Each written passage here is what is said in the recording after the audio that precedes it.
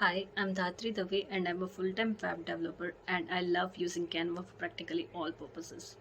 I've been using Canva for like ages now for creating social media campaigns on Facebook, Instagram, Twitter, LinkedIn, and I've been using Canva to create websites even before they are actually coded. So even if you are a solopreneur or you are an established business and you're just trying to do that online, Canva can be a right tool for you. Why? Because your look and feel is the first thing that a customer comes in contact with. So you want it to look beautiful so that you can establish trust and create your brand for yourself online. So Canva helps you do that within no time. Like you can start creating those things from day one itself.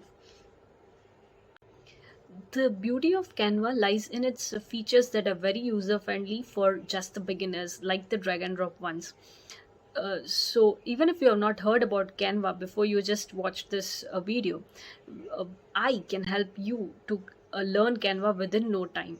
What more will be learning it step by step and with help of all the quizzes and practical examples so that you can get the best out of Canva within no time.